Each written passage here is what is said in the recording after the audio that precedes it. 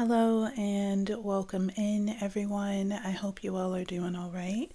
My name is Mariana, and this is going to be another quick astrological update. This one's an off-camera edition. I'm actually still in my PJs, so I hope you guys don't mind that I'm not showing my face in this video, but there is some pretty interesting astrology going on today. And I wanted to just take a moment to share my insights with you all, as the energy does feel pretty good in my opinion. It feels harmonious, it feels like alignment, and I'm wondering how you all are experiencing this energy. So here we go. Today is Thursday, June 25th. And we have Saturn in Aries making a 0-degree trine to Venus in Leo. Venus in Leo is then in a 0-degree square with the moon in Scorpio. So this energy, in my opinion, it's like a chain reaction, or it's creating a chain reaction. The communication or the data being transmitted to Venus, and then Venus in turn transmitting that data to the moon.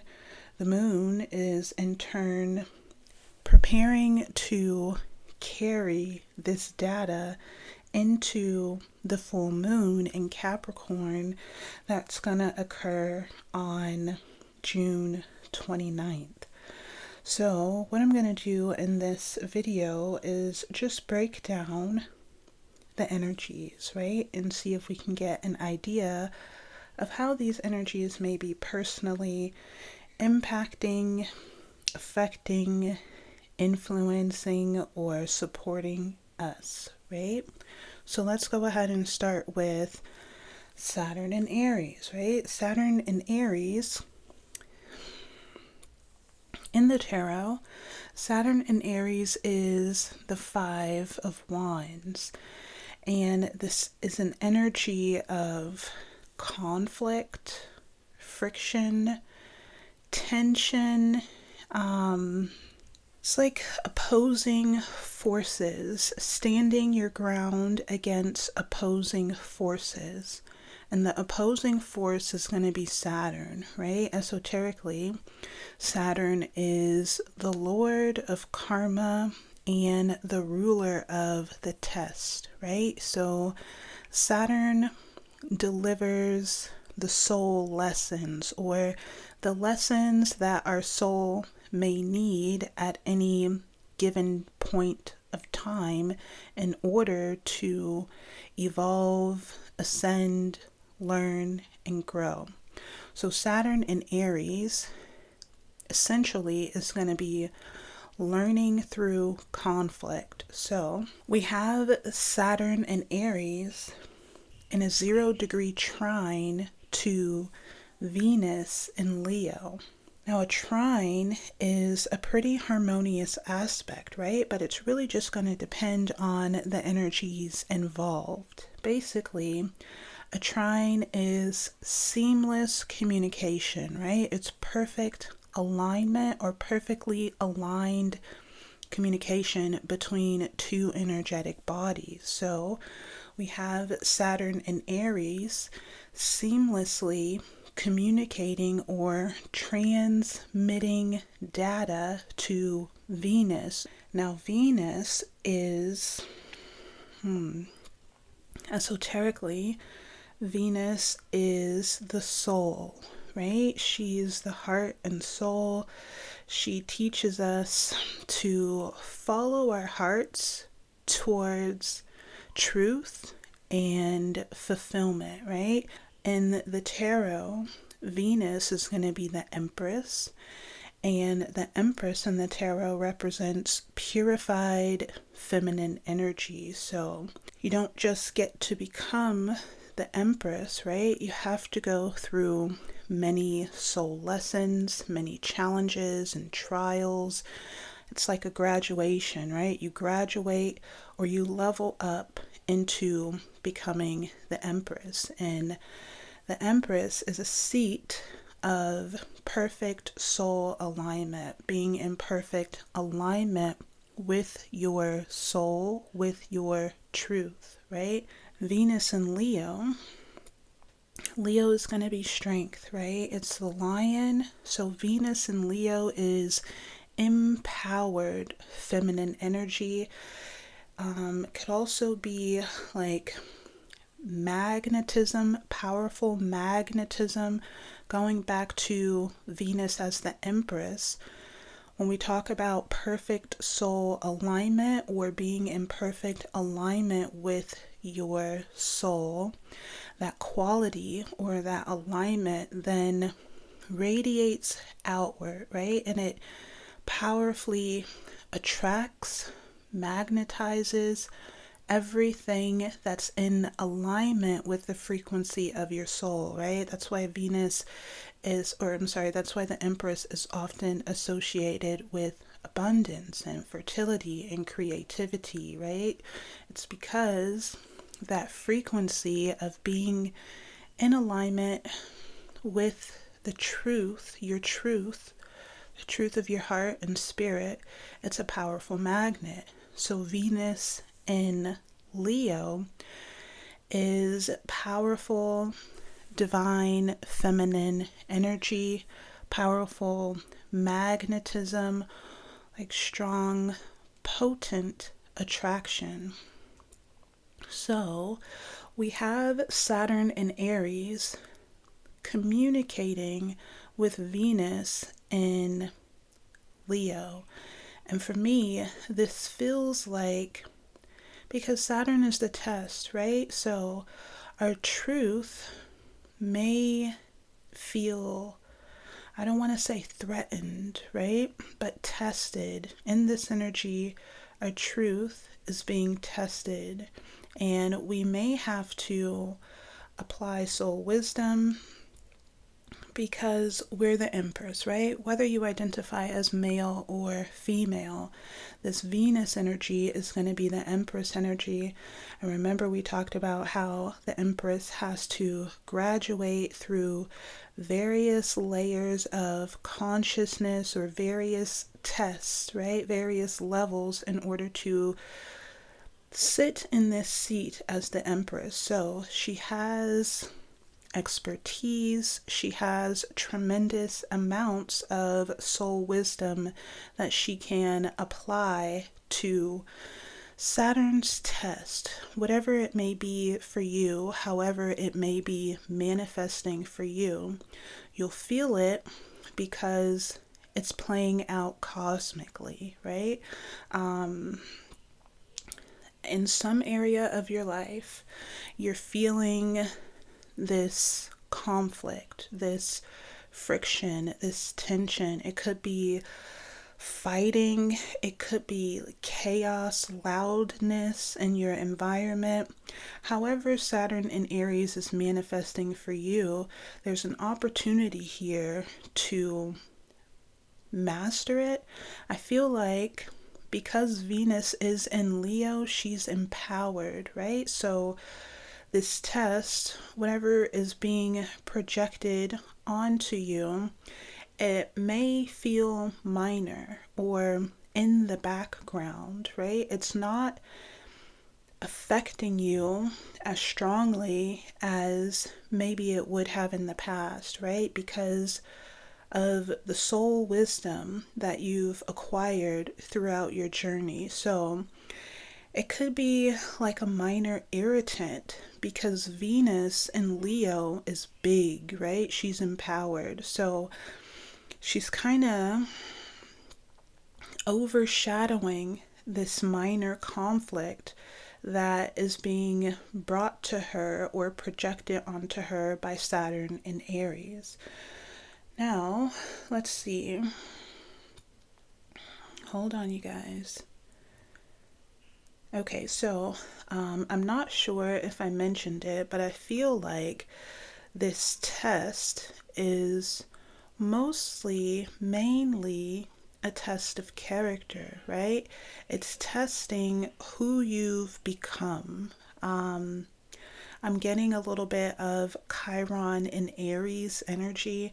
I know that Chiron recently left the sign of Aries and moved into Taurus, but while Chiron was in Aries over the past 8 years, we were tasked with, or let's see, Chiron in Aries was helping us uncover and integrate our truth, right? Our true identity, the version of us that had been buried, oppressed. I want to say buried under programming, right? Matrix programming, familial programming, societal programming.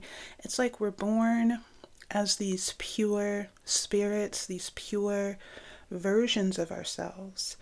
And then as we progress or as we grow within our family, we take on the karma, the trauma of our family, right? And then we go out into the world and then we continue taking on the karma and the trauma of society, so that purified energy that we were born with, it gets covered, it gets buried, pushed down, boxed in, confined, right? So Chiron in Aries was essentially helping us uncover, rediscover this pure version of ourselves, right? And we did that through being faced with the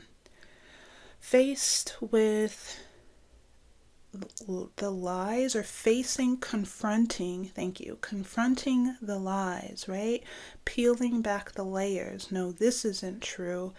This is a lie. I don't need this. This isn't even mine, right? So we had to peel back the layers of our wounded identity in order to uncover the truth of who we are at our core.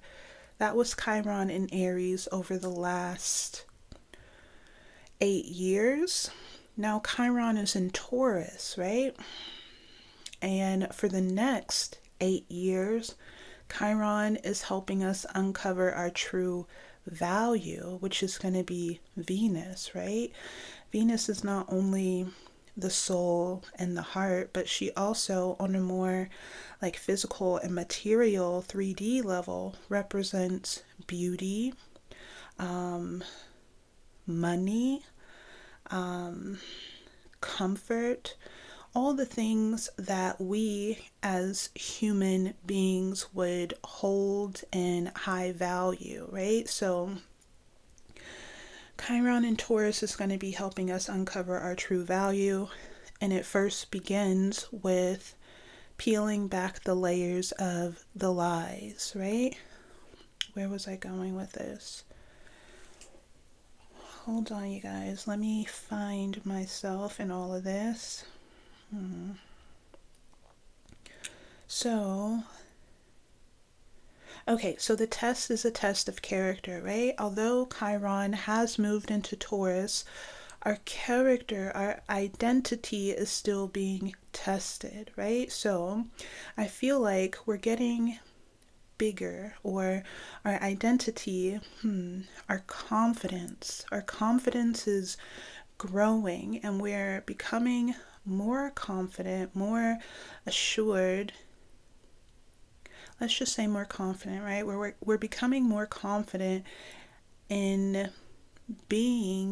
expressing this truth, right? Expressing ourselves authentically, even though there might be energies, people, experiences opposing our truth, right? Trying to beat it back down into a box. And I'm getting Black Boy Max. Something about Black Boy Max. He is a prominent streamer in the streamer community. He's been expressing himself more authentically lately, right? He's becoming more confident and comfortable with expressing himself truthfully. But Saturn in Aries, Five of Wands, conflict, people don't like it. So they are, I want to say, judging him, opposing his authenticity, opposing his authenticity or his authentic expression, his truthful expression. Some people are even attacking him online, but I feel like his truth, Venus and Leo, it's bigger and stronger than the conflict, right? So we have that aspect, Saturn and Aries trine Venus and Leo. For me, this feels positive. It feels good. It feels stable. Venus and Leo feels like stability, right? Yeah, it feels like stability. The truth is stable. The value is stable. It's like Venus and Leo gives like, I know who I am. It doesn't matter what's going on outside of me. I know who I am. I know my value because I found it, right? I've integrated this value. It's core. It's a core part of my being now. It's been integrated deep within the root chakra, this value, and it can't be, not value, identity. I'm sorry. This identity has been integrated deep within the root chakra. It's stable, it's solid, and it's a part of my core foundation, and it cannot be disrupted. Maybe it can be disrupted briefly, right? But then you come back to yourself. Yeah, so that's that. Saturn in Aries trine Venus in Leo. Now, Venus in Leo is in a square to the moon in Scorpio. And this square is also a 0-degree square. I don't know if I mentioned it, but a 0-degree aspect is going to be the tightest alignment between two planets, right? So it's like seamless communication. There's no interruption. There's like a seamless, uninterrupted flow of energy when planets are aspecting at 0 degrees. So we have Venus and Leo making a square to the moon in Scorpio. I mentioned that a trine was a pretty harmonious aspect, but a square isn't going to be as harmonious, right? A square is like a sharp, hard aspect that usually produces more challenge, more tension, and more conflict. So, Venus and Leo square the moon in Scorpio. We talked a lot about Venus and Leo. Let's talk about the moon in Scorpio. The moon is going to be the energetic entity that houses our subconscious energies, mostly our subconscious emotions and our subconscious thoughts, right? It's the background of our psyche. If we think about the moon in the tarot, the moon is represented by the high priestess, and the high priestess is the psychic, the psyche. She has this extra sensory perception, right? The high priestess is very comfortable with working with the unseen realm, right? The background, the beyond the veil, behind the scenes realm. So, the moon, the high priestess. The moon is also a storehouse for our past life data, right? So, the moon stores our like automatic reactions and responses to certain things. Hold on, you guys. Let me see where I'm going with this. Past life data. So it's like data that we carry over from past lives. Data including our, it's like the body keeps score, the moon keeps score, all of our emotional and psychic information, not just from this lifetime, but from past lifetimes as well. Okay, I'll just leave it there. So that's the moon. Scorpio. Scorpio, I'm seeing something else. I'm sorry, you guys. It's the river. It's a river. The moon is a river. It's a current, a current, a current flow of data, information, feelings, sensations, responses, reactions, even fears, right? Sometimes we are afraid of something. Oh, let's use this for example. I have this weird reaction to jewelry. I don't know why. It's like seeing jewelry, it kind of like creeps me out. It makes my skin crawl. I have no idea why, but I'm pretty sure it's connected or tied to something in my past life. It's an automatic response that my psyche produces based on memory. So it's like the body keeps score, the moon keeps score. Okay, let's move on. So Scorpio is going to be, Scorpio in the tarot is ruled by the death card or the transformation card. So it's like transformation that occurs behind the scenes. It's transformation that occurs deep within the psyche, right? So when we put the moon and Scorpio together, this could be deep transformation, deep cleansing. I'm also getting like a purging, deep purging of stored data, right? Data that has been carried with us, perhaps throughout lifetimes, but if we're just sticking with this lifetime here, let's say data that we've stored since childhood. So this could be like programming, right? Wounds, trauma, like family trauma. Maybe it's like fears of expressing ourselves authentically. Let me see. I feel like I'm rambling here. Let me see if I can get some more information.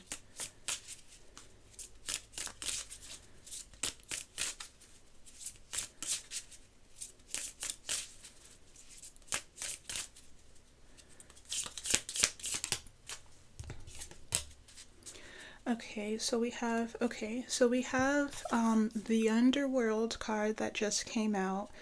The Underworld is Plutonic energy. And it talks about, this particular card talks about journeying through the underworld. When we are incarnated as human beings, the underworld is going to be represented by our subconscious, right? That behind the scenes realm, beyond the veil. So it's like journeying through our subconscious bravely, facing our deepest fears, and then composting that energy, those frequencies, the frequency of fear, or maybe just like breaking, dissolving old narratives, right? So that's the moon in Scorpio. So if we have this square between Venus and Leo and the moon in Scorpio, I feel like this energy, this big, bold energy that is Venus and Leo, she is, I want to say the energy in itself, this integration of true identity is dissolving old programming, right? Old fears, old pains. So, in this energy, you guys, we have the Two of Pentacles here out on the table. Jupiter in Capricorn. Jupiter in Capricorn talks about karmic change, material change. Jupiter rules the Wheel of Fortune in the tarot, and Capricorn, esoterically, talks about the karma that we inherited. The karma that we take on when we agree to incarnate, right? Our incarnation, it comes with a price. For many of us, not all of us, but many of us, we have to take on earthly karma in order to incarnate and experience this human life. So Jupiter in Capricorn, it's karmic change. Something is changing. I feel like we're in between this and that right now in this energy. We're moving through a transition, right? This transition could have a lot to do with our personal identity, who we are, how we show up. Maybe it has something to do with our heart chakra, how we show love, how we express ourselves. How we express ourselves. There's something here about remembering who we are at the core, and then leading with that, or letting that core frequency lead the way. There's also something here about boundaries, protecting yourself from maybe past energies or past versions of yourself, that want to take that seat again, right? Lower versions, smaller versions of yourself that want to take the lead again. There's a message about protecting yourself from that, but I also feel like these boundaries were also a form of confinement, right? Confinement for your creative, authentic expression, right? Going back to the metaphor of us being a child, pure essence, pure energy. Where was I going with that? Childlike expression. So we expressed ourselves freely and creatively when we were children. Some of us. I know that some of us had very restrictive childhoods, right? Traumatic and restrictive. But even when we were babies, right? We were these pure beings. Somewhere along the lines, our purity became restricted and confined. So there's a message here about remembering who you are, expressing who you are freely, opening the gates, right? Maybe you had to protect yourself for a long time, or felt like you needed to protect yourself for a long time. So there's a message here about it being safe to open the gates and let this creative, pure, authentic version of yourself be free, right? Or express itself without restriction. If you haven't already done this, then there's an opportunity to do so now. I feel like a lot of us have moved into this big, bold, confident versions of ourselves, right? And this new identity has been solidified within our foundation, right? Let's see what else we have here. There's something here about your intentions growing and expanding. Your ambitions are reaching a point of, I want to say, culmination, maybe manifestation. We do have the full moon in Capricorn coming up on 6/29, June 29th. June 29th is a full moon in Capricorn. So let's go back a little bit. Sorry I'm all over the place, you guys. I talked a little bit about that chain reaction, how Saturn in Aries trine Venus and Leo was communicating with the moon in Scorpio. And this moon in Scorpio is carrying data into the full moon in Capricorn. At the full moon in Capricorn, there's something like a simultaneous, I don't know if I'm saying that word correctly, two things will be occurring at once. There's going to be a manifestation of something, right? Your intentions are growing towards fulfillment or fullness. There's a manifestation of something, and there's also a karmic release. When we talk about Capricorn, we have to remember that Capricorn in esoteric astrology, it also rules like creation, right? We talked about Capricorn, we talked about Capricorn being a sign or an energy of karma, right? We take on this karma when we agree to incarnate, but it's also a sign when we look at traditional astrology.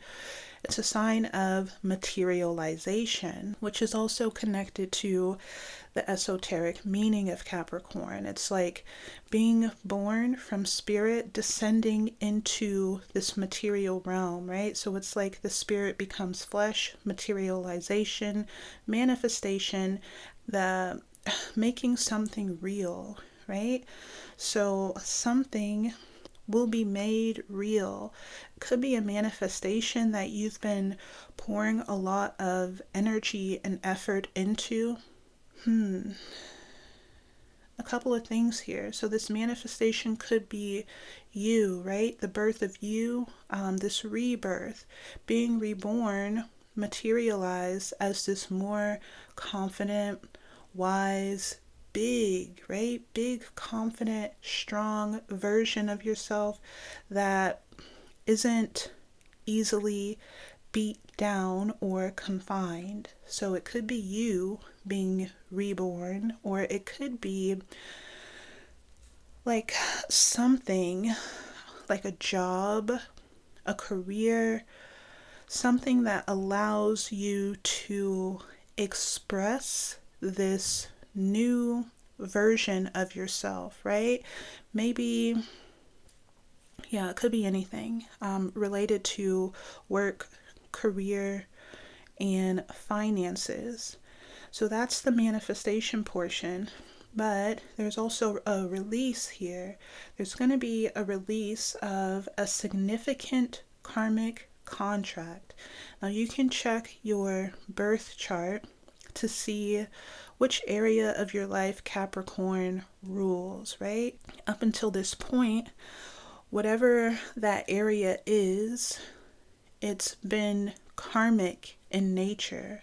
So let's say, for example, you have Capricorn in your 7th house of partnerships and relationships. There's been a significant karmic relationship that has interfered with your ascension, right? The ascension of your spirit, because when we talk about the 7th house is like right on the brink of ascension, right? It's the last house that is a part of the lower half of the zodiac wheel, and then the 8th house is like breaking through into higher dimensions. So Capricorn in the 7th house would represent a karmic relationship that's interfered with the ascension of your spirit, or interfered with you breaking into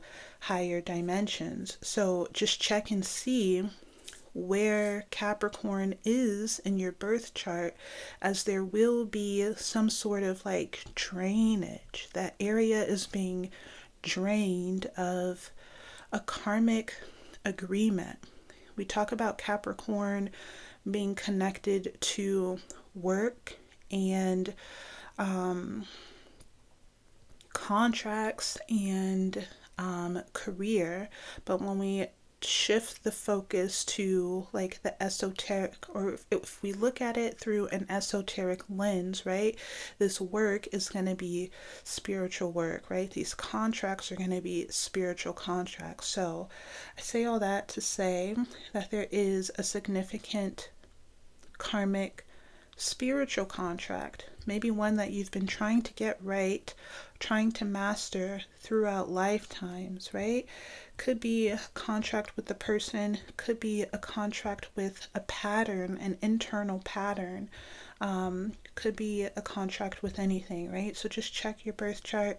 If you need any help identifying this area, feel free to reach out to me, right? That's what I do, right? I'm happy to help. But in conclusion, you guys, your Venus energy is strong. And I don't feel like it can be easily overpowered in this energy, not by anything outside of you. There's a significant death, rebirth, and transformation occurring. And it's happening seamlessly because you are not afraid to, I want to say, face your deepest fears, maybe get into the darkness to redeem and uplift this lost or confined version of yourself. There's also another message here about starting something, creating something. Could be the beginning of a new creative process for you at the full moon in Capricorn. Something, an intention is growing towards fulfillment. So if you're working on something creative, or if you've been working on this project, this business, it's gaining momentum and it is growing, and it will reach a point of fulfillment and manifestation, right? Okay, so that's all I have for this one, you guys. I hope that this message has been helpful, and I'll see you all on the next one.